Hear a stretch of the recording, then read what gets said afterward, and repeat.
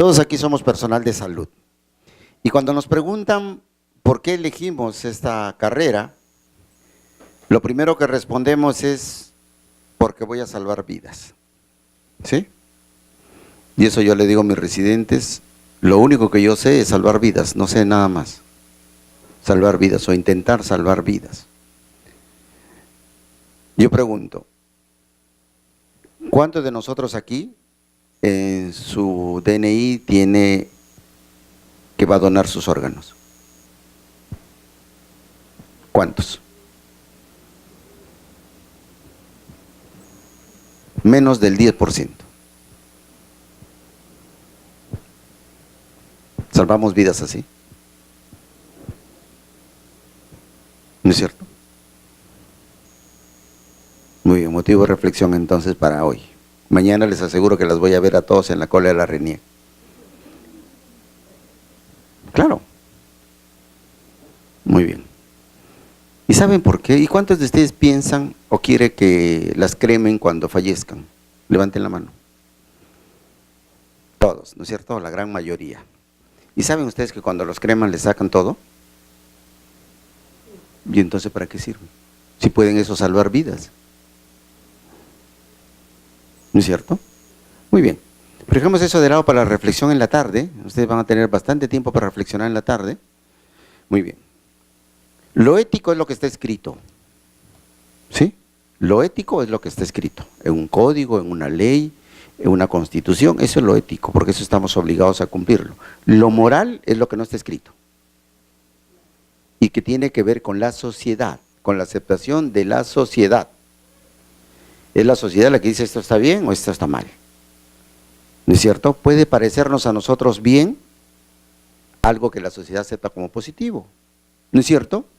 Repito, si nosotros vamos a un país musulmán, encontramos a varones que tienen 5, 6, 7 esposas y eso para ellos es normal y moral. ¿No es cierto? Si vemos aquí hacia adentro, eso no es moral. ¿No es cierto? No es moral, pero para ellos sí. Muy bien. Nosotros, la pena de muerte no es moral. En otros países sí es moral. Entonces eso va a depender de cuánto de aceptación tenga un valor dentro de la sociedad. ¿Ok? Muy bien. En otros países, por ejemplo, el dueño de Samsung descubrió que falsificaban sus celulares, renunció y se mató, o se suicidó. ¿Nosotros qué hacemos aquí? Nada, ¿no es cierto? Muy bien. Dicen que lo peor es verse al espejo más de 1 minuto. ¿No es cierto? Peinarse en el espejo más de 1 minuto es lo peor que uno puede hacer. Yo no lo hago porque me enamoro de mí mismo. Y le digo al espejo, ¿por qué no te conocí antes? ¿Por qué? Porque cuando uno se ve al espejo, ¿no es cierto? Se peina y está preocupado por peinarse, ¿no es cierto? O por pintarse, en caso de las damas y algunos varones. Pero si uno sigue mirándose al espejo, dice, uy, ¿qué tal ojeras? Mira, me salió un barrito. Mira que mi nariz está así. Entonces, conforme vas mirándote más tiempo en el espejo, ¿sí?, vas encontrándote más defectos o más errores. Por eso es que nosotros somos incapaces de mirarnos hacia adentro. ¿No es cierto? Somos incapaces de mirarnos hacia adentro. Y ese es el gran error de los seres humanos. Que estamos buscando errores ajenos para no reconocer los nuestros. ¿Por qué llegaste tarde? ¿Y a ti quién te dice algo cuando llegas tarde?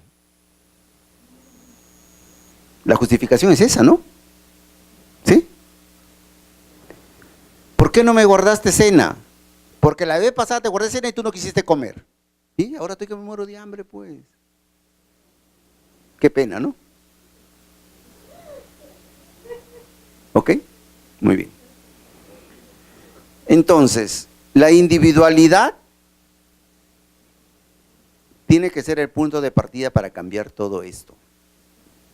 Para cambiar la sociedad, para cambiar la carrera de salud, tenemos que cambiar primero nosotros. ¿Sí?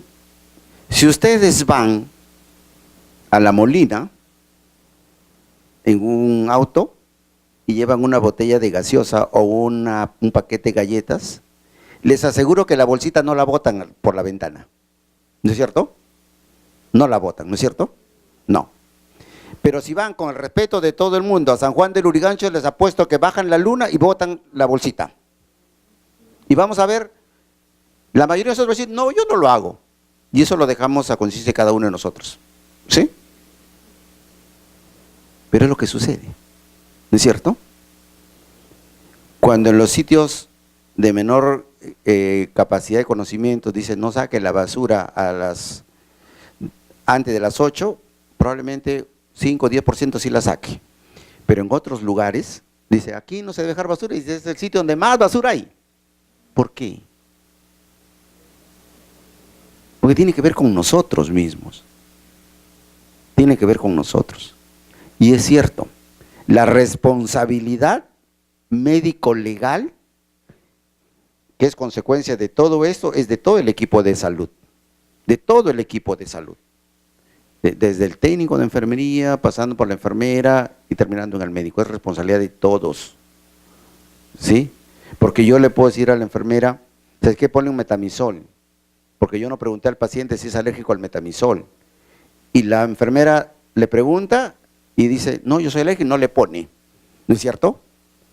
Pero si le pone a pesar de que sabía, no puede argumentar diciendo, es que el médico me dijo. No puede hacerlo. ¿Ok? No puede hacerlo. Entonces la responsabilidad médico-legal sí incluye a todos. El código de ética y de deontología médica es solamente de los médicos. Por eso la enfermería tiene su propio código de ética y deontología. ¿Ok? Pero la responsabilidad médico-legal sí es de todo el equipo de salud. Recuerden que uno de los casos más sonados fue en Puno, de un técnico de enfermería, que al momento que pone un enema a una gestante, le pone un enema de formol. ¿No es cierto? Y no se pudo sancionar al técnico de enfermería porque él no tenía responsabilidad médico-legal. A raíz de ahí cambia todo, y ahora si el técnico de enfermería se equivoca es su responsabilidad. ¿No es cierto? Desde el punto de vista administrativo. El punto de vista penal es otra cosa. ¿Sí? El punto de vista penal, yo no puedo intervenir porque no sé nada de derecho. ¿Ok? Entonces, hablar de ética es un campo muy vasto. ¿No es cierto? Nos pasaríamos días aquí conversando, pero es un campo muy bonito. ¿Sí? Pero la ética simplemente se resume en no hagas a otro lo que no te gustaría que te hagan a ti. Si uno lleva presente eso, probablemente va a actuar de la mejor manera. ¿Sí? Vamos a hablar de algo más bonito, que se llama triaje en desastres. Muy bien. ¿Cuántos desastres hemos pasado en nuestro país? Innumerables, ¿sí? Yo he tenido la suerte desde el primer terremoto que he visto, 1994 en Nazca. 1994, sí, era reciente, segundo año de medicina de emergencias. Y fue mi primera experiencia ahí. Y desde ese terremoto de 1994 hasta ahora he ido a absolutamente todos. A todos los desastres, a la toma de la comisaría de Andahuaylas, al Moquegua,zo, al Baguazo, a la toma de Aucayacu, a la inundación de San Martín, a la inundación de Huánuco, el terremoto de Pisco, de Moquegua, de Chile, de Haití, de no sé dónde. Suerte la mía, ¿no es cierto? Suerte la mía, hasta que la ministra Patricia García vino y dijo que los brigadistas somos gordos, viejos y cojos. Entonces, como yo no era ni viejo, ni gordo, ni cojo, digo, ¿qué hago acá en las brigadas? Y me retiré. Mentira, jamás dejaría de ser brigadista. El año 2017 yo dejé de ser funcionario en el Ministerio de Salud. Y en la cena de Navidad, mi familia me hizo prometer que no volvería yo a hacer gestión en el Ministerio de Salud. ¿Sí? Había hablado ahí de que uno debe ser humilde, pero no creo dejar de ser humilde cuando les menciono que he sido desde jefe de centro de salud hasta director general del Ministerio de Salud durante 10 años. ¿Sí? Entonces, he sido director del Hospital de Chosica, director general del SAMU, director de la Red de Salud Lima Este Metropolitana, director de la DISA Lima Ciudad, director de Defensa Nacional y no sé qué más. ¿Sí? Hay jefe de departamento en mi hospital, que es lo único que me han dado. Primer jefe de emergencia oficial del Hospital Nacional 2 de Mayo. Entonces les dije, les prometo que nunca más vuelvo a hacer función pública. Salvo dos circunstancias. Ministro de Salud, ¿sí? Y es mi derecho, ¿no es cierto? Querer ser ministro de Salud, es mi derecho. Que llegue a ser ministro es otra cosa, ¿no? Pero es mi derecho. Y dos, brigada de intervención inicial. Si mañana Dios no quiere un terremoto y me llaman y me dicen, ¿sabes qué? Tú eres la persona indicada para que vaya a tal sitio, yo voy. Después, no. Después no. ¿Ok? Vocación de servicio y vocación de servicio. 10 años, no tengo ningún juicio, ninguno. Tengo un carrito ahí está afuera, mira, tengo que empujarlo para que arranque. A mí mismo Joel en el fondo del sitio, igualito. Muy bien, entonces he tenido la suerte de ver todo esto, así que vamos a hablar. ¿Qué cosa es triaje? Triaje hacemos todos nosotros, ¿no es cierto? El primer triaje que han hecho hoy día, ¿cuál ha sido? Agarrar su tríptico y decir, a ver, ¿quiénes van a exponer? Ah, el doctor Loro, no voy, esas son las tonteras. La doctora Martínez, sí voy. ¿No es cierto? Después el segundo triaje es, si voy a aprender algo. Pero si me quedo, me van a mandar a lavar, a cocinar, a planchar, a hacer tal cosa, mejor me voy al curso. Están haciendo triaje, ¿no es cierto? Están escogiendo, están clasificando qué cosa van a hacer. ¿Y qué ropa me pongo? ¿No es cierto? Dice, ¿me pongo pantalón o me pongo falda? Mi pantalón. ¿Y me pongo jean o me pongo de tela? Ya, de jean, azul, negro o rojo. Azul. ¿Con hueco o sin hueco? Esos pantalones pues raspados, esa vaina, ¿no? Y hacemos triaje a cada momento, ¿no es cierto? Y cuando nos enamoramos igual, ¿no es cierto? Y cuando decidimos casarnos igual. Cuando elegimos la iglesia, cuando elegimos la ropa, cuando elegimos el padrino, cuando elegimos los aros, hacemos triaje, ¿no es cierto? Sí, pues. Entonces, ¿qué cosa es el triaje? Algo muy simple, clasificar, sectorizar, separar de acuerdo a determinados criterios. Eso es el triaje, ¿ok? Y el triaje o la medicina de emergencias nace en las guerras, ¿sí? En las guerras. Nosotros somos hijos de la guerra y el barón Dominique Jean Larrey, jefe médico de las tropas de Napoleón Bonaparte, escribió esto. Los soldados que no tengan la capacidad de recuperarse deben dejarse en el frente de batalla. Los soldados que no tengan la capacidad de recuperarse deben dejarse en el frente de batalla. Solo deben llevarse al hospital aquellos que puedan restablecerse. Duro, ¿no es cierto? Durísimo. ¿Qué significa esto? Que los pacientes o los soldados que están malheridos o gravemente heridos simplemente los dejo ahí para que se mueran. ¿Sí? ¿Ok? Y los que sí se pueden recuperar, los llevo. ¿Por qué? Porque en el ambiente militar, ¿no es cierto? En el ambiente militar me sirve el soldado que puede estar en el frente de batalla. ¿No es cierto? Después no me sirve. ¿No es cierto? Qué malo no. Después no me sirve. Uno de mis profesores, el doctor Salomón Zavala, que ya tenía como 100 años o un poquito más, hablaba de ética en reanimación. Por eso cada vez que me invitan a hacer ética, digo, pucha, debo estar viejito tanto como el maestro Salomón. Y decía lo siguiente, a mí no me vengan con el pobrecito, y si fuese su mamá, y si fuese su esposa, y si fuese... Mentira. Mi madre falleció hace 4 años, yo estaba aquí en Lima, ¿sí? Y me llama mi hermana, mi madre había estado en una clínica en Piura, y me dice, ¿sabes qué, hermanito? Mamá ya está saliendo de alta, está muy bien, y ya le avisamos a papá que lo estamos llevando a casa, y lo único que tenemos que hacer es pagar la cuenta. ¿No es cierto? Entonces yo le digo a mi secretaria, siempre tengo secretaria, por ahí rajan de mi secretaria, pero no importa. Le digo a mi secretaria, ¿sabes qué? Averigua cuánto es la cuenta de la clínica para pagarlo. Era lo único que sabía hacer en esa época y eso me dolió muchísimo, ¿no es cierto? Me dolió, es la peor cosa que te pueden decir. Dos cosas te puede pasar. Uno, que tu mamá se muera sin verla, o tu padre se muera sin verlo, y alguien en tu casa te diga, como me lo dijeron a mí, sí, papá, ganas bien, vivimos bien, pero nunca estuviste cuando yo te necesitaba. ¿No es cierto? Esa es la cosa más dura que uno puede recibir. Yo te amo, yo te quiero, sí, pero cuando me da cólico tú no estás, pues. Y te doy plata y vives bien y tienes un carro último mes, sí, pues, pero cuando yo te necesito no estás. ¿No es cierto? Bien. Entonces, le llamo a mi hermana y le digo, ¿sabes qué? Ella se pagó la cuenta, así que no hay ningún problema, lleven a mamá a casa y listo. Porque era lo único que hacía. De pronto me vuelve a llamar mi hermana y dice, mamá, en coma. No responde, estaba en la silla esperando el auto para que se la lleven a Bernal. Estaba en Piura, de Piura a Bernal hay como 40 minutos. Me dice, no responde, está en coma. Entonces llamo al médico, digo, comunícame con el médico. Me dijeron una doctora de neurología y le digo, doctora, ¿usted está viendo a mi madre? Sí, me dijo, doctor. Ya, entonces le voy a pedir un solo favor, le voy a pedir, doctora. Le dije, hábleme como médico, no como hijo. ¿Qué tengo que hacer? ¿Saben qué me dijo? Nada. Nada. Le dije, doctora, pero una tomografía. No, no tiene que hacer nada, doctor. Su mamá está en grado 3, no hay nada que hacer. Lo llamé al doctor Gallo, que es médico intensivista de allá, le digo, ¿sabes qué? Ve a mi madre. Me dijo, no tiene nada que hacer, manito, no tiene nada que hacer. ¿Qué hice yo? Fui y le dije a mis hermanos, ¿sabes qué? No hay nada que hacer. Lo único que podemos hacer es viajar nosotros, sacar a mamá para que fallezca en casa junto a mi padre. Y eso es lo que hice.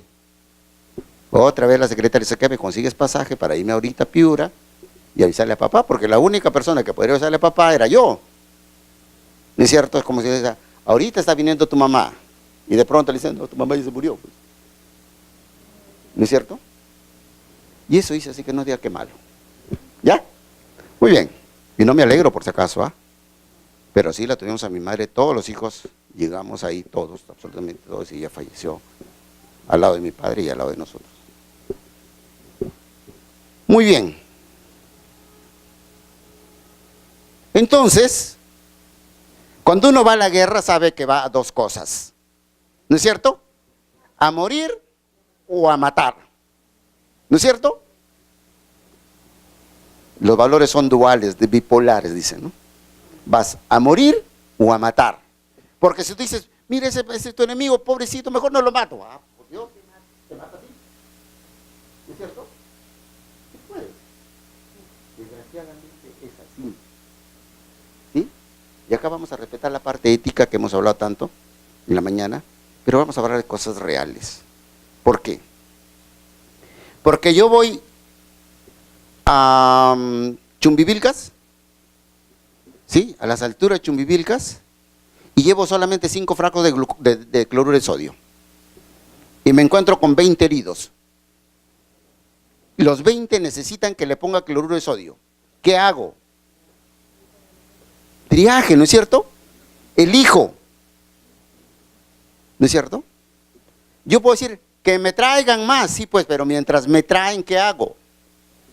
Le voy a poner a 5 y a los otros 15 los voy a separar. Y para eso yo tengo que tener criterios, ¿sí? Tengo que tener criterios, pero criterios técnicos, criterios científicos, no criterios religiosos, ni criterios políticos, ni criterios socioeconómicos, no, criterios técnicos, de eso vamos a hablar acá. Los soldados entonces que no tengan la capacidad de recuperarse, deben dejarse en el frente de batalla. Solo deben llevarse al hospital aquellos que puedan restablecerse, porque son los que vamos a reponer después en el frente de batalla y lo que me van a servir para ganar la guerra. Sin embargo, no hay tarea en la actividad médico-militar y en los desastres más importante, que requiera más experiencia. ¿Quiénes hacen triaje en los hospitales? Si es que hay. Debería hacerlo la persona con más experiencia, con más capacidad, con más preparación. ¿Y quién se supone que son? Los médicos. ¿Cuándo han visto un médico haciendo triaje? Jamás. ¿No es cierto? Como decía la abuelita, se le caen los dedos. No se le caen, se nos caen los dedos, ¿sí? Porque yo también soy médico, así dice mi carnet de colegio médico. No hay actividad entonces, no hay otra tarea en la actividad médico-militar y en los desastres más importantes que requiera más experiencia y de cuyos resultados, fíjense, y de cuyos resultados depende en gran medida la vida de las personas. O sea, de esa decisión que nosotros tomamos en el triaje, de esa decisión, depende que la persona viva o muera. Porque yo tengo 20 pacientes y solamente 5 frascos.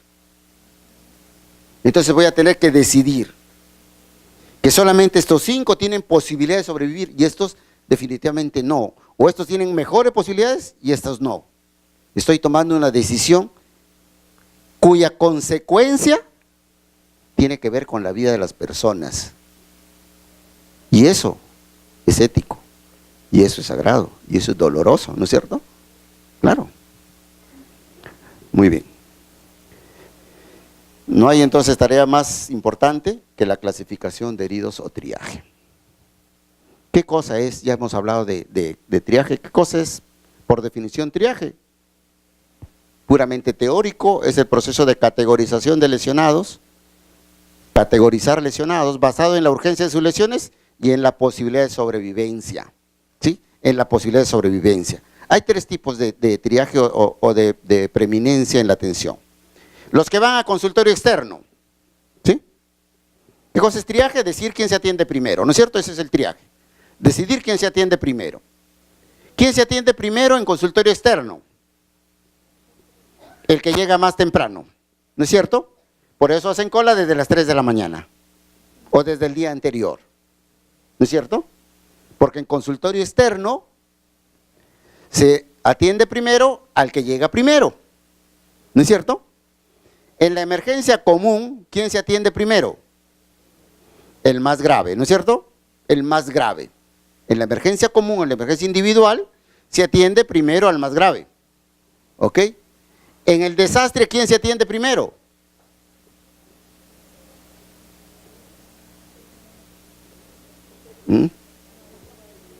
El que tiene mayores probabilidades de sobrevivir. El más grave, le faltó esa parte, el más grave, pero que tiene mayores probabilidades de sobrevivir. El más grave, pero que tiene mayores probabilidades de sobrevivir. Eso es lo que sucede en desastre. Recuerden que la emergencia es aquella situación en la cual con los recursos de la institución uno puede responder, ¿no es cierto? Esa es una emergencia. Yo puedo responder con lo que estoy, si tengo un paciente, 2 pacientes o 3 pacientes. Pero si me vienen 50, ya mi hospital no es capaz de responder y se desorganiza. Mi institución de salud se desorganiza cuando mi capacidad se ve superada. Y cuando mi capacidad hospitalaria se ve superada, eso se denomina desastre. Desastre. ¿O no nos han dicho en casa? Eres un desastre. Tu cuarto es un desastre. ¿Por qué? Porque pasó esa capacidad de administrar el desorden, por ejemplo. ¿No es cierto? Nos han dicho así, pues. Tenemos que comprar tal cosa, no tengo plata. Eres un desastre. ¿Para qué sirve? ¿Cuántas veces hemos dicho o nos han dicho que somos un desastre? ¿No es cierto? Cuando no, cuando nuestra capacidad de respuesta se ve superada por la necesidad. Eso se convierte en desastre, igual acá. Tengo 5 frascos de cloruro de sodio y tengo 20 graves. Eso es un desastre, ¿no es cierto? Porque si tengo 5 frascos de cloruro y tengo un solo paciente grave, no tengo ningún problema. ¿No es cierto? Ninguno. Muy bien.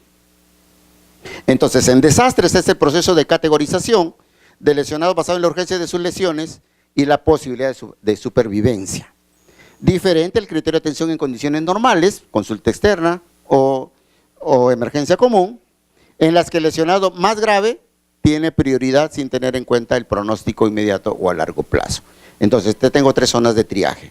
El paciente común en consultorio externo se atiende el que llega primero. El paciente en la emergencia común individual se atiende al más grave. Y el triaje en caso de desastre se atiende al más grave, pero que tiene mayores probabilidades de sobrevivir. Entonces, cuando ustedes me ponen en el título, ¿triaje se aplica? Sí, se aplica. Y lo hacemos a cada rato. ¿No es cierto? Lo hacemos a cada rato. El único que no hace triaje somos nosotros, ¿no es cierto? Llamamos al médico y dice, compadrito, estoy yendo pues. ¿No es cierto? Llegas al consultorio y te... ¡A la cola! Y tú sí, igualito te metes. Aprendimos esta clase, pero no aprendimos la anterior de ética. ¿No es cierto? Muy bien. Yo soy así duro, por eso no me quieren en mi hospital. ¿Verdad? No me quieren. Vayan a preguntar si alguien me quiere.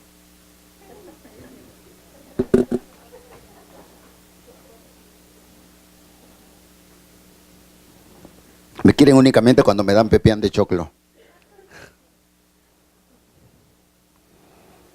Si yo me quiero a mí mismo, soy un, ¿cómo se llama? Un ególatra, ¿no? Sí, soy un ególatra, ¿no?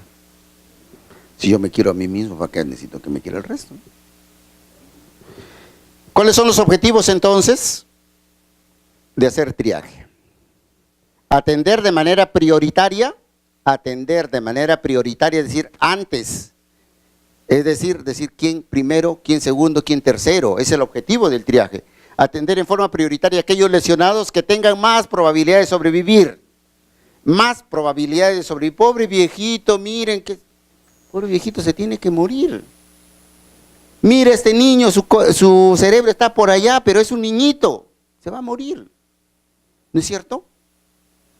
Sí, pues, me faltó explicarles en ética. Aquellos pacientes a los cuales tú no necesitas, creo que está acá, necesitas hacer poco para que vivan.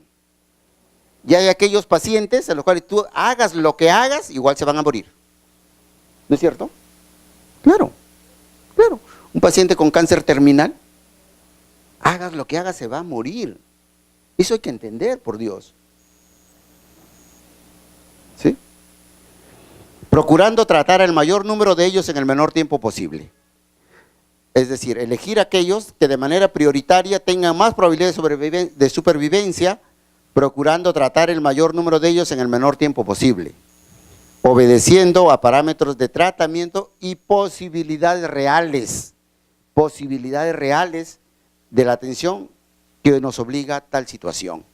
Es decir, en ese momento, ¿ustedes saben qué significa, por ejemplo, llegar a las alturas de la sierra? ¿Sí? En la toma de la comisaría de Andahuaylas, nosotros veíamos que la gente cargaba en hombros Santa Urumala.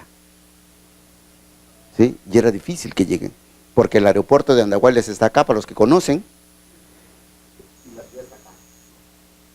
Y los humanistas estaban en los cerros, la ventana que bajada, eso es un infierno. Es ahí, y que la población está a favor de él. Teníamos que, con los pocos recursos con que contaba el hospital, tratar de atender a la mayoría de los pacientes.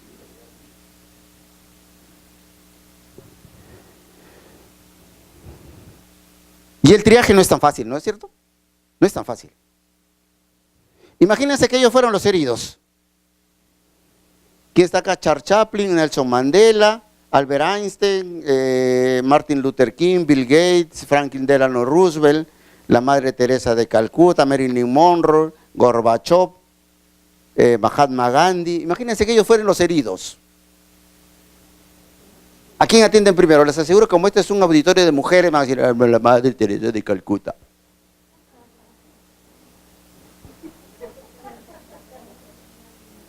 Yo a Marilyn Monroe, esa me la dejan para mí. Porque es el jefe, pues.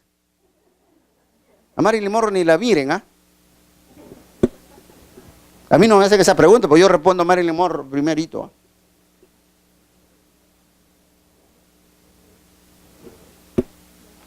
Bill Gates.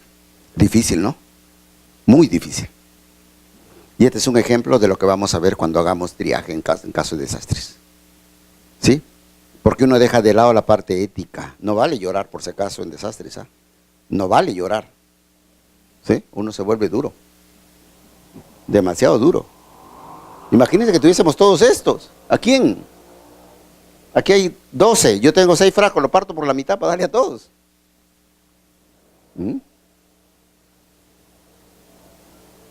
Muy bien. Existen principios en el triaje, sí. Ninguna víctima debe ser evacuada sin ser clasificada. Ninguno. Ninguna víctima puede ser evacuada del sitio del desastre a un hospital sin ser triada, sin ser clasificada. Pero existen problemas, sí. Va el ministro de Salud, Va el congresista, va el presidente regional y dice, ¿sabe qué? Este va primero. Y se acabó el triaje. Pero eso no vale para cuestiones de clases, ¿no es cierto? El principio dice que ninguna víctima debe ser evacuada sin ser clasificada. Excepciones en la oscuridad, imagínense medianoche en Chincha, pues. ¿No es cierto? Ah, mi hija me decía, papá, tenemos que apagar la luz 1 hora para que el planeta viva. Así, ¿no? La hora del planeta. Y me parece genial, le digo. Apagar la luz 1 hora para que el planeta viva y mi billetera también. ¿No es cierto? ¿Y cómo vamos a ver? Ah, prendemos velas. Ah, qué chistosa eres. La vela, al momento que combustiona a monóxido de carbono, contamina más el planeta que la luz. ¿No es cierto? Nada más que los zurdos se olvidaron de ver eso. Excepciones, oscuridad. Malas condiciones meteorológicas, está lloviendo. Hay rayos, truenos y centellas. Y nosotros estamos en el desierto de Sechura. ¿No es cierto? ¿Nos vamos a mojar? ¿No es cierto? Vamos con todos. Condiciones, malas condiciones meteorológicas. Riesgo potencial. Se murieron casi 200 personas en la iglesia de Pisco, ¿sí? ¿Por qué? Porque el padre dijo, no se preocupen que están en la casa de Dios y ¡pac! Se cayó el techo. ¿No es cierto? Entonces nosotros no podemos hacer triaje dentro de una casa que se está incendiando. Porque las condiciones en las cuales vamos a trabajar no son las adecuadas. Entonces se hace excepciones de triaje en la oscuridad, en malas condiciones meteorológicas y en riesgo potencial. Y eso es lo que les decía temprano. Cuando nosotros viajamos a Andahuaylas, ¿sí? Andahuaylas tiene el cielo más bonito del mundo, ¿no es cierto? Así dicen, ¿no? El cielo que ilumina la laguna de Pacucha debe ser el cielo más hermoso que hay. Dicen que el cielo más hermoso es en Cajamarca, mentira, está en Andahuaylas.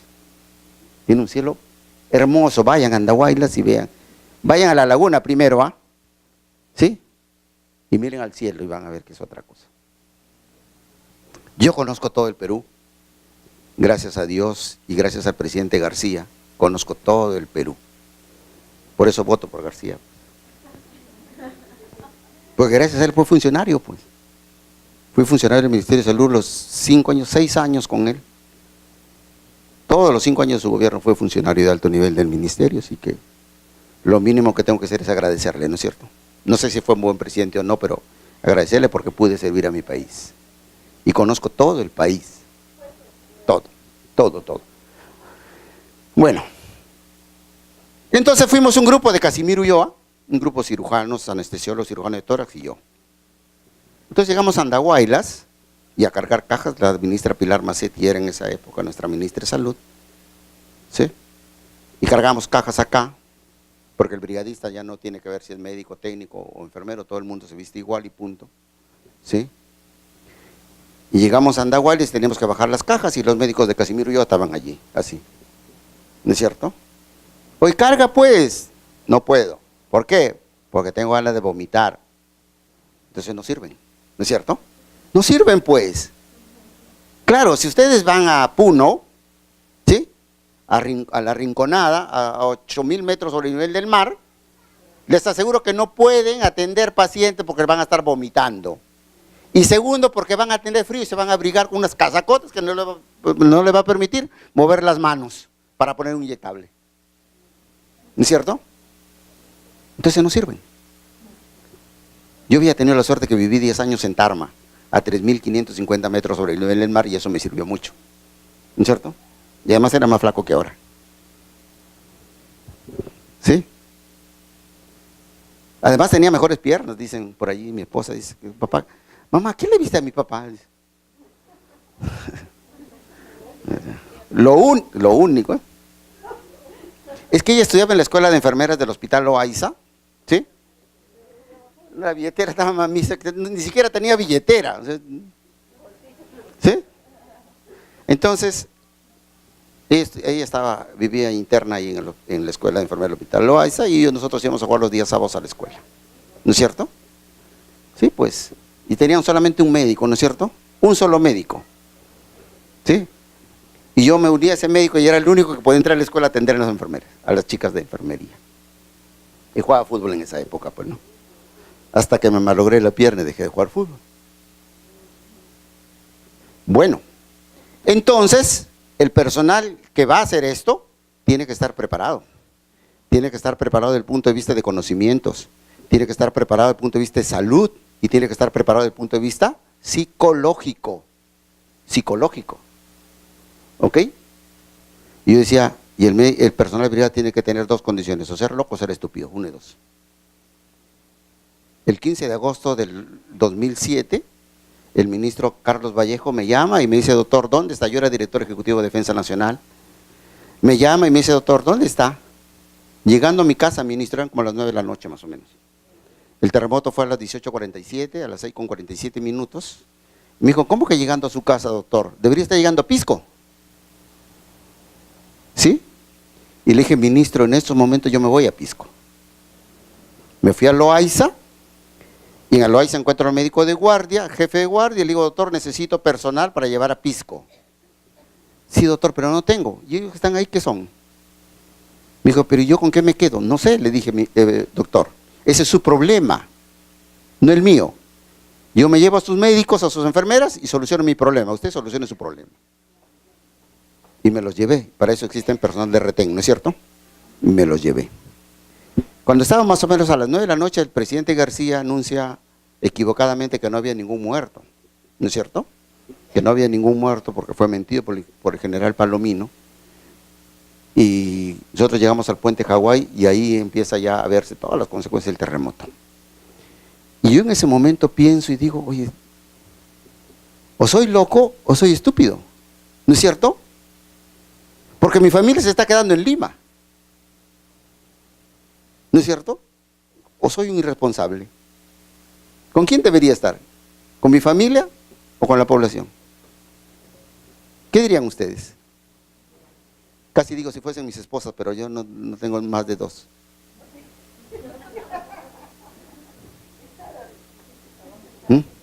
Con la familia, ¿no es cierto? ¿Y saben cuántos días estuve en Pisco yo? 45 días en Pisco. Imagínense. ¿Sabes que está loco, no es cierto? ¿Qué le dirían a ustedes a su esposa si va 45 días? Oye, mejor consíguete otra allá, pues. ¿En serio? Entonces nosotros tenemos que estar preparados. Primero para no llorar. ¿No es cierto? Primero para no llorar. Pues somos los primeros que lloramos. Cuando falleció mamá, yo decía, yo soy el único preparado para no llorar. Dios mío, primero que llegué ahí me puse a llorar. ¿No es cierto? Me puse a llorar. Mis hermanos lloraban menos y yo era el único, se supone que era el único que los iba a mantener vivos a ellos y era el primero que lloraba. ¿No es cierto? Entonces tenemos que estar preparados. Y eso tienen que estar preparados ustedes, porque esa es la razón de nosotros, no es solamente el hospital. En el hospital tenemos todo. Allá no hay ni siquiera que comer, ¿no es cierto? No hay ni siquiera que comer. ¿O creen que en Pisco había que comer? ¿Sí? Cuando fuimos a la inundación de San Ramón en la Merced, Chanchamayo, lo único que comimos eran mandarinas verdes. Lo único. Cuando fuimos a la inundación de Ica el año 1997, 98 creo, felizmente fue en enero, ¿no? 28 de enero, 26 de enero creo que fue, y en esa época se producen uvas, ¿no es cierto? En Santa María hay un pueblito ahí, Santa María, Tatinguiña es otro de los sitios, ¿sí? Y lo único que había para comer eran uvas, y comíamos uvas y orinábamos una vez cada 2 días, porque no había que tomar, pues, ¿no? En serio, no es broma, en serio. ¿Sí? Y aprendías a lavarte con agua, es la primera vez que uno se lava con agua San Luisa, ¿sí? Te daban un apósito, te mojaban el apósito con agua San Luisa y con eso te lavaban la cara, las axilas y el resto. Ya asunto arreglado. ¿Sí? Muy bien. Ante la duda motor, dicen los mecánicos, ante la duda de clasificar a una víctima, hacerlo siempre en la categoría superior. Dubitae pro reo, la duda favorece al reo. ¿No es cierto? En este caso, ¿qué es? ¿2 o 3? ¿Qué cosa es más grave? 3, entonces ponle 3. ¿Sí? Principios, es de vital importancia filtrar a los pacientes. Ya me tengo que ir ahora, ¿sí? Ya. ¿15 minutos? Muy bien. Ustedes me avisan, ¿eh? A mí me pagan bien, así que puedo estar acá todo el día. A mí me pagan por hora, así que si ustedes me tienen acá 3 horas, peor es para cicat. Yo gano más. Y soy bien caro, ¿ah? ¿No es cierto? Soy bien caro. El único que le acepto que me pague poquito es a San Marcos. Después de que quiera contratarme, soy muy caro. En euros. ¿Sí? ¿No es cierto? Soy el más caro, dice. Por eso le reclamo pues a los zurdos que dicen, vamos a hacer huelga. No, pues. ¿No es cierto? Soy el subdirector médico de la clínica peruana-japonesa. Entonces, si no me conviene, le digo, ¿sabes qué? Me voy, pues. Luego, cuando ya se fue felizmente José Luis, mi compañero de promoción. ¿Quieres ser director de Casimiro? Ah, ahí también hay otra de Casimiro, ¿no? Acaba de llegar. Sí, le digo, pero si me pagan 20,000 soles mensuales, soy director de Casimiro Ulloa. ¿Está bien? Sí, pues. Porque ya no 30,000 soles mensuales, entonces, ¿qué hago con 20,000? ¿No es cierto? ¿Qué hago? Si yo soy acostumbrado a vivir con 30,000 soles mensuales, es un ejemplo, por eso que no me vengan a secuestrar de acá, y gano 20,000, tengo la casi obligación de robarme 10,000 soles mensuales. ¿No es cierto? Claro, pues. Claro, eso hacen los políticos, ¿no es cierto? Claro, si yo gano 20,000 en un sitio y me voy a otro sitio a ganar 10,000, hay que ser tonto, por no decir otra palabra. Y somos más tontos de lo que creemos, pobrecito, lo hace por el país. Mentira, pues. ¿No es cierto? La doctora Laura Martínez acaba de llegar. Entonces me dijeron que no iba a venir, estaba hablando mal de ella, porque... Les comento que la doctora Laura Martínez se comió mis biscotelas el día... ¿Cuándo fue? El jueves en la noche. Jueves en la noche se comió todas mis biscotelas, así que... Doctora, buenas tardes. Ya termino. Muy bien. Se debe tener en cuenta varias cosas. El tipo de desastres y sus efectos sobre la salud. 15 minutos, Laurita. El tipo de desastres y su efecto sobre la salud. El número de heridos. La disponibilidad, acceso y categoría de los recursos hospitalarios en torno a la zona de desastres. ¿Qué tenemos cerca? ¿De dónde podemos recibir ayuda? ¿Por qué vía vamos a recibir ayuda? ¿Ok? Las posibilidades de evacuación, ¿cómo los vamos a sacar? Miren, nosotros en el terremoto de Pisco mandamos un equipo de brigadas hacia la zona de Huancavelica, por Pisco, por San Andrés ¿se llama? San Clemente. San Clemente.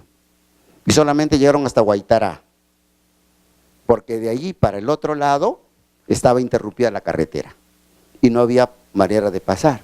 Entonces estos tenían que ir por el otro lado para rodear Ayacucho y regresar a Huancavelica. Era la única manera de llegar. Entonces, si nosotros no conocemos esto, el tipo de transporte, manden un helicóptero, sí pues, manden un helicóptero a Casimiro Ulloa a ver si entra. No entra porque tiene un montón de cables, no tiene helipuerto, no puede llegar. ¿Sí? El tipo, la gravedad y la localización de las lesiones de nuestros pacientes, y este es otro problema que vivimos siempre. Y tendría que no ser así solamente en terremoto, en inundaciones, un accidente con víctimas masivas. ¿Sí?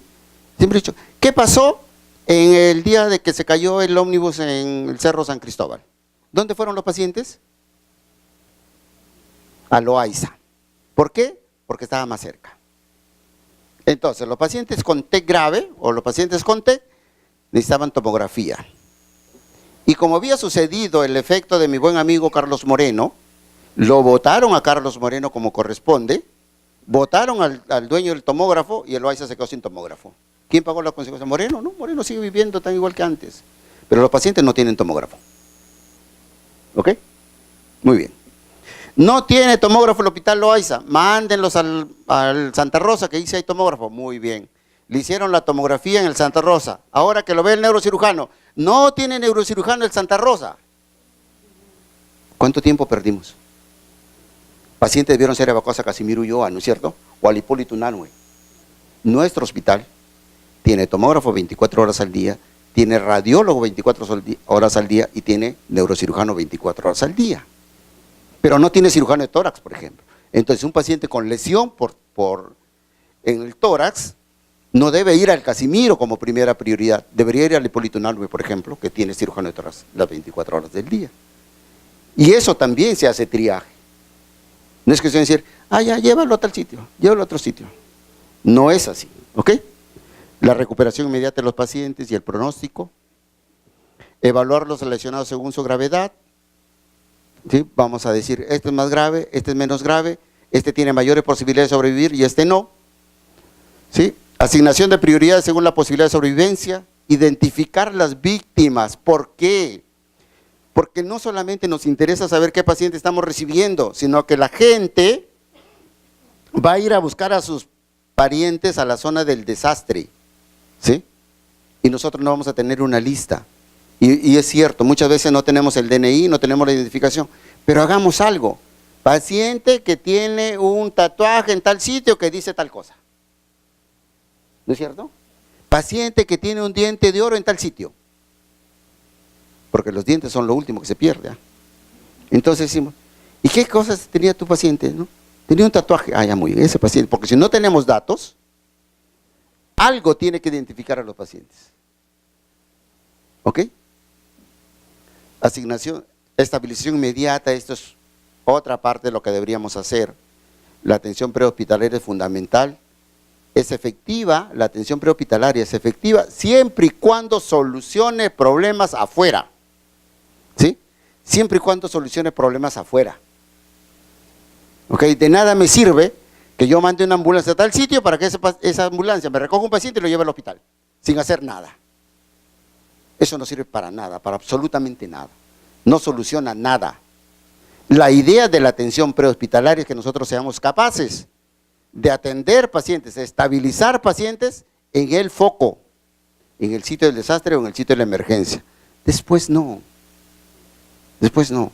El maestro Daniel Alfaro del Hospital Central de la Fuerza Aérea nos decía, la ambulancia sirve, o el sonido de la ambulancia, o las luces de la ambulancia sirven para llegar rápido al foco. Una vez que tú tienes el paciente encima de la ambulancia, no necesitas ni luces, ni circulina, si tú vas adentro. Porque se supone que tú eres capaz de manejar ese paciente. ¿No es cierto? Sí, pues, si no, contrátate cualquier carro. La inundación de San Martín.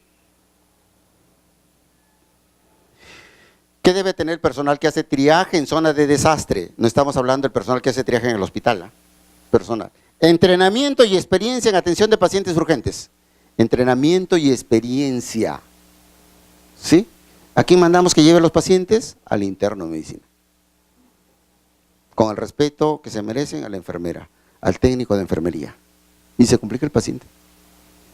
Entrenamiento y experiencia en atención de pacientes. Capacidad de liderazgo. Esa persona que va a triar pacientes tiene que ser un líder. ¿Sí? Tiene que ser aquella persona que el resto lo considere como la más capacitada. ¿Y qué cosa es un líder? Hoy día que empieza el Domingo de Ramos, la Semana Santa, un líder es aquel que uno sigue a pesar de que se va al precipicio. Así decimos, ¿no? ¿Qué cosa es un líder? El que nos guía, el mejor, eso es mentira. Un líder es aquel al cual uno sigue aún sabiendo que se va al precipicio, ¿no es cierto? Jesús el Cristo fue seguido por sus apóstoles sabiendo que se iba a entregar a los judíos. Y lo siguieron, sabiendo que iba a la muerte. Porque ese es un líder, ¿no es cierto? ¿Los papás son líderes? No, las mamás. Claro, pues. Claro. Eso yo les digo, ¿no? Hay que saber quién tiene el gobierno y quién tiene el poder. Eso es lo que no entendió Kuczynski. Él tenía el gobierno, pero no tenía el poder. ¿No es cierto? ¿Sí? No lo entendió. Porque a mí me dicen, ¿quién tiene el gobierno en tu casa? Yo, pues, yo, porque soy el papá. ¿No es cierto? ¿Sí? ¿Quién tiene el poder? La mamá, pues. ¿Sí? Aquí vemos pocos caballeros, pero ¿qué decimos en casa? Lo que diga tu mamá. Listo, se acabó. ¿No es cierto? ¿Sí o no, doctor? Así es, pues. Ella tiene el poder y nosotros tenemos el gobierno. Dice, yo soy el jefe del hogar. Así pues, jefe, no sé de qué, pues. Muy bien. Debe tener capacidad de liderazgo. Entonces, destreza en la valoración de los pacientes lesionados, destreza rápida, porque aquí el tiempo es oro. Es verdad, aquí el tiempo es oro. Conocimiento del sistema de atención en la zona.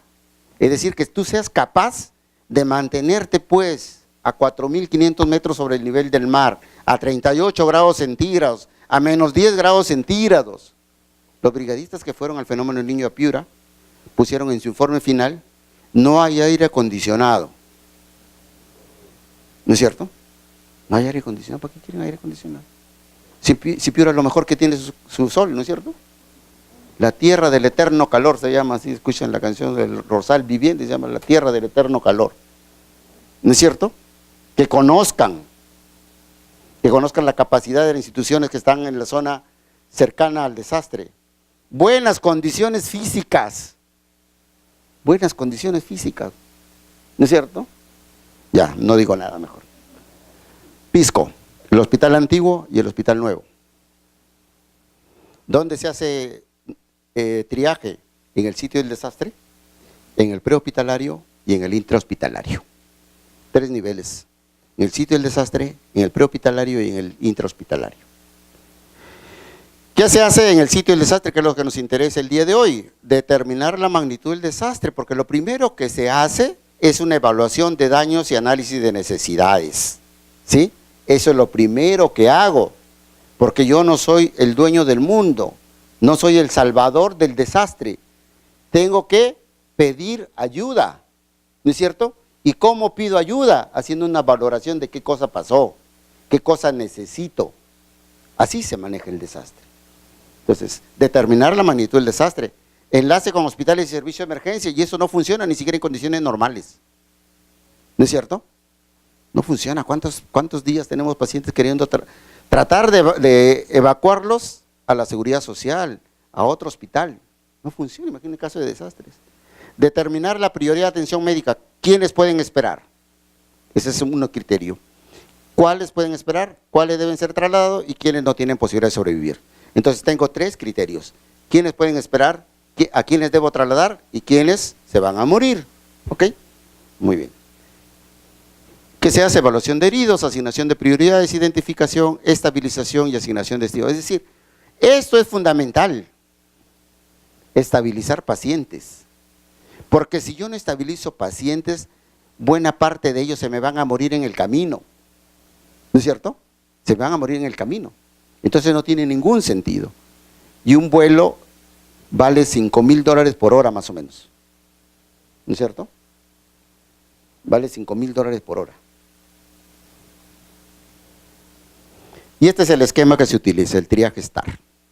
¿Qué significa el triaje STAR? Simple triaje, rápido tratamiento.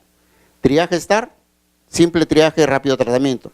El objetivo es esto: 12 a 15 segundos por cada persona a triar. 12 a 15 segundos. Y ahí no hay, por si acaso, oxímetro de pulso. No hay tensiómetro, por si acaso. ¿Sí? No hay hemoglucotés. ¿Ok? No hay, pues. Porque si yo voy a llevar 10 tensiómetros, pesan tan igual que 20 frascos de cloruro de sodio. Entonces, ¿qué prefiero llevar? ¿El tensiómetro cura? No. ¿El tensiómetro estabiliza? No. Entonces, cuando yo administro recursos en desastres, tengo que ver qué cosa me sirve más que otra. Y eso es lo que tengo que decidir. Y el triaje STAR utiliza solamente 15 segundos por cada una de las víctimas, no más de 1 minuto por cada uno de ellas, porque el tiempo es fundamental aquí. Y ya está basado en 3 observaciones: respiración, circulación y estado de conciencia, nada más. Respiración, circulación y estado de conciencia. Y puede ser utilizado por cualquier persona que tenga un mínimo de entrenamiento. ¿Qué cosa es el triaje STAR? Esto que está aquí. Y dice, ustedes son las víctimas de un accidente aéreo, ¿sí? Para poner el ejemplo, ustedes son las víctimas del accidente, eso se lo van a entregar a ustedes, no se preocupen. Salvo que me quieran fotografiar a mí, yo no me fotografío así nomás. ¿Ustedes son las víctimas? Sí, porque después la venden y... No. Ustedes son las víctimas, ¿no es cierto? Sí, muy bien. Y yo soy la persona que hace triaje. Entonces la primera pregunta para hacer triaje es, ¿Quiénes pueden caminar? Váyanse para allá. ¿Cierto? La primera pregunta es, quienes puedan caminar, se van para allá. Muy bien. Y un buen grupo de ustedes se va a ir para allá. ¿Qué significa esto? Que están conscientes, ¿no es cierto? Porque entendieron la orden, están conscientes. Segundo, que tienen buena presión arterial, ¿no es cierto? Porque al momento de tener buena presión, tienen una buena circulación cerebral y han entendido y han ejecutado la orden. Y tercero, que no tienen un daño severo sobre las extremidades, porque han podido irse para allá. Por lo tanto, son los que mejor están en ese grupo de lesionados. Entonces, primera pregunta, ¿quiénes pueden caminar? Y todos los que se van para allá son código verde, ¿ok? Son código verde. De los que se quedaron aquí, ¿sí? De los que se quedaron aquí, veo, de los pacientes que no caminan, veo si respira o no respira. Si respira o no respira, ¿ok? Si el paciente no respira, o si la persona no respira, le aperturo la vía aérea. Le aperturo la vía aérea mediante la maniobra simple de frente-mentón, nada más. Maniobra simple de frente-mentón, ¿ok? Vía aérea. Si a pesar de que le aperturo la vía aérea sigue sin respirar, ese paciente está muerto, se va a morir. Listo, código negro. No, que pobrecito, nada. No camina, no respira. Le abro la vía aérea, a pesar de eso, no respira, muerto. ¿Ok? Muerto, no casi muerto, muerto. Si al momento que yo le aperturo la vía aérea a esta víctima, empieza a respirar, código rojo, primera prioridad de evacuación. ¿Ya? Paciente que no camina, no respira, y al momento que le abro la vía aérea sí respira, código rojo. ¿Ok? Código rojo. Si el paciente no camina, pero sí respira, le mido la frecuencia respiratoria, le mido la frecuencia. ¿Sí? Más de 30, código rojo, primera prioridad de atención. Más de 30, código rojo. Menos de 30, llenado capilar. El llenado capilar, que es presionar la puntita del dedo para ver en cuánto tiempo se llena de sangre. ¿No es cierto? Llenado capilar. Más de 2 segundos, código rojo. Menos de 2 segundos, estado de conciencia. Valoro el estado de conciencia. Responde a órdenes simples. Órdenes simples. Levante la mano, abra los ojos, mueva los pies. ¿No es cierto? ¿Sí? No le van a preguntar, ¿el descubrimiento de América fue realizado por quién? Ah, no sé, inconsciente. Ok, este se va a morir por ignorante, no por otra cosa. Son órdenes simples, órdenes simples. Mueve el brazo, mueve la pierna, abra los ojos. Nada más. ¿No es cierto? Nada más. Entonces, si no puede obedecer órdenes simples, pero sí está respirando, acuérdense, respira menos de 30 y su llenado capilar es adecuado, código rojo, primera prioridad. Si puede obedecer órdenes simples, código amarillo. Sencillo entonces. Deambula, respira ¿y qué? ¿Y qué? Estado de conciencia. ¿Qué cosa es eso? Lo que nos enseñan a todos los que hacemos emergencia, el ABCD. ¿No es cierto? El ABCD. Simplemente eso. Bueno, esto ya hemos visto. Tarjeta roja, tarjeta amarilla. Hay otro esquema. Esto es lo que hemos hablado ahorita, lo van a ver.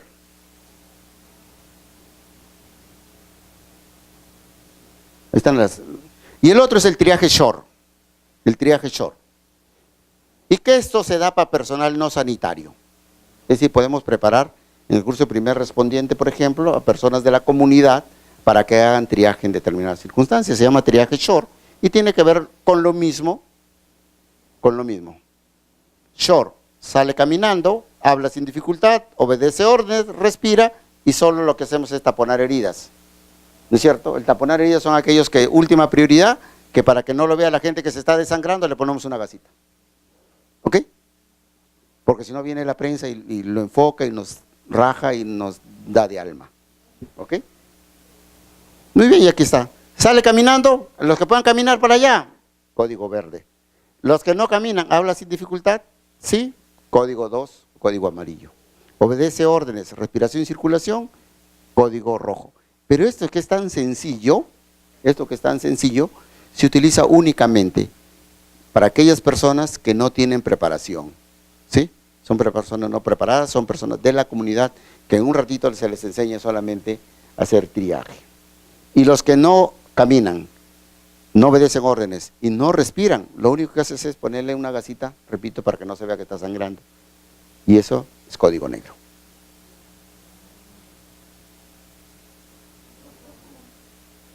Conclusiones. El triaje son situaciones de gran responsabilidad. ¿Y saben por qué? Porque ustedes están decidiendo quiénes van a vivir y quiénes no. Quiénes van a recibir atención y quiénes no. Y es una gran responsabilidad tomar esta decisión. Surgen dilemas éticos importantes. Los que somos católicos nos van a decir, nos enseñaron algo. Si Dios nos dio la vida, solamente Él nos la puede quitar. ¿No es cierto? Si Dios nos dio la vida, solamente Él nos la puede quitar. Y nosotros al momento que decidimos que no reciban atención, esos pacientes los estamos condenando, entre comillas, a que se mueran. ¿Pueden aparecer secuelas psicológicas tanto en las personas que realizan el triaje como en su equipo o subordinados? Sí, pues. ¿Saben qué significa en la noche cuando ustedes estén durmiendo que le jalen la pata el que lo dejó morirse? ¿No es cierto? Sí, pues. ¿No es cierto? ¿Cuántos de nosotros, y es una pesadilla, mira, yo llevo 27 años de experiencia como médico y todavía me pregunto si alguien que dijo no más RCP podía vivir si le daba un minuto más de masajes? ¿Cuántos de nosotros ha pensado en eso? Y si esperaba un poquito más, ¿no es cierto? ¿Por qué tuve que decir que ya no? Nos ha pasado a todos, ¿verdad, doctor? Hasta ahora, a pesar de la experiencia que tenemos, hasta ahora. ¿Sí? Claro, pues. Muy bien. ¿Y esto es algo que tenemos que aprender? La salvación de la vida tiene preferencia sobre la de un miembro y la conservación de la función sobre la corrección de un defecto anatómico. Ejemplo. Hace algunos años, en Barrios Altos se cae una pared sobre una persona, un obrero. ¿Sí? Se cae una pared. Búsquelo en YouTube y lo van a encontrar. ¿Sí? Se cae una pared sobre un obrero y le aplasta la pierna, le tricciona la pierna. Y no había forma de sacar la pared, salvo que la rompamos, la pared, y matemos al paciente. ¿No es cierto? Y no se podía sacar. Entonces el doctor Lucho Valle, que estaba de jefe de guardia en el Hospital 2 de Mayo, me llama y la televisión tipo, ustedes han visto lo de la toma de rehenes del Sexto, lo peor que pudo hacer la televisión, ¿no es cierto? Lo más asqueroso que puede hacer la televisión es eso, transmitir en vivo la toma de rehenes en el Sexto. Si ustedes la han visto, ¿no? Cómo le rocían querosene, gasolina y lo prenden. O sea, hay que ser estúpido para ponerlo, para que lo vea todo el público. Bueno, y la prensa pasaba eso también allí. Entonces me llama Lucho, yo era director de defensa, y me dice, ¿qué hacemos? ¿Qué hacemos? Lo que has debido hacer hace rato, ampútale la pierna, pues. ¿No es cierto?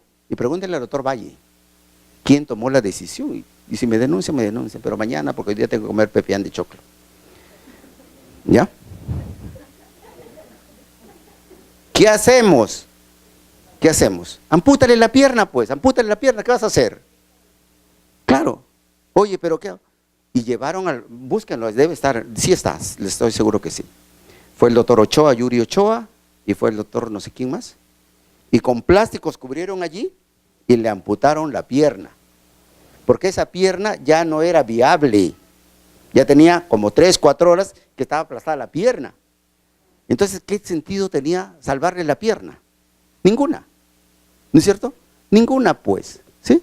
La salvación de la vida tiene preferencia sobre la de un miembro. Y la del miembro, la conservación de la función, sobre un defecto anatómico. Tomen decisiones. Son difíciles, son dolorosas, pero hay que tomar decisiones. Así decía Kenji Fujimori, ¿no es cierto? Le decía Mamani, hay decisiones muy difíciles de tomar. Tomemos decisiones, ¿sí? Y en triaje, y esto es, no, esta es otra lámina, está difícil, ¿no? Cuando yo, no voy a decir esto.